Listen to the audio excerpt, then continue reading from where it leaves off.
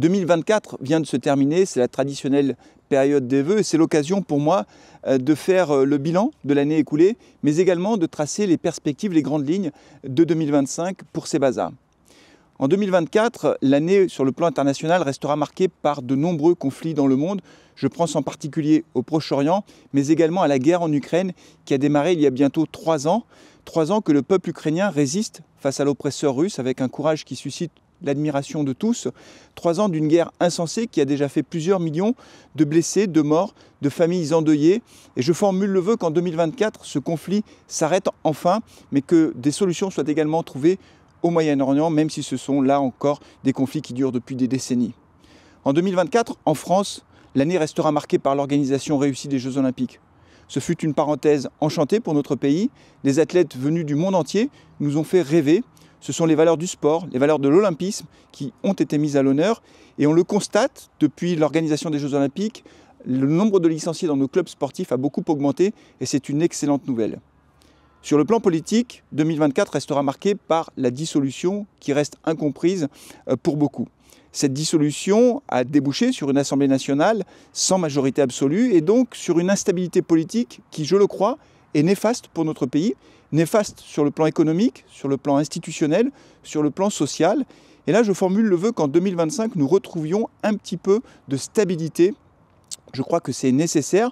Je souhaite que l'intérêt supérieur du pays prime sur des calculs politiques, on pourrait même dire quelquefois politiciens, qui ne sont pas à la hauteur des enjeux. 2025 sera la dernière année pleine de la mandature municipale qui a débuté en 2020 et qui se terminera en mars 2026.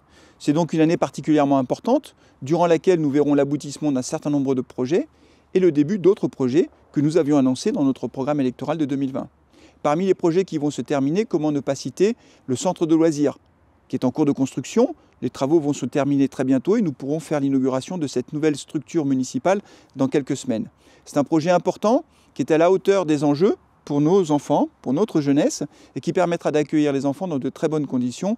Les travaux se sont bien passés et la structure, d'un point de vue architectural, est exemplaire sur le plan environnemental. Nous débuterons aussi les travaux dans le parc Pierre-Mongros. Il s'agit de restructurer la partie haute du parc qui se situe juste avant l'espace naturel.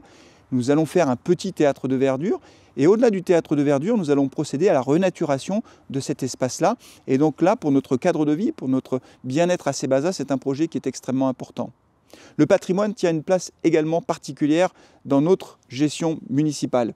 Nous en prenons soin et c'est pour cette raison que nous allons procéder à la rénovation de la tour de l'horloge.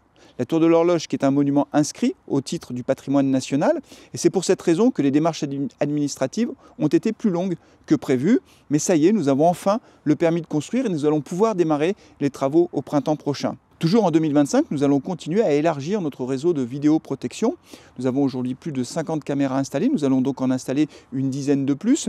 Ce dispositif fait de Sebasa l'une des villes les mieux équipées en la matière. Il y aura également d'autres travaux qui sont portés par d'autres structures.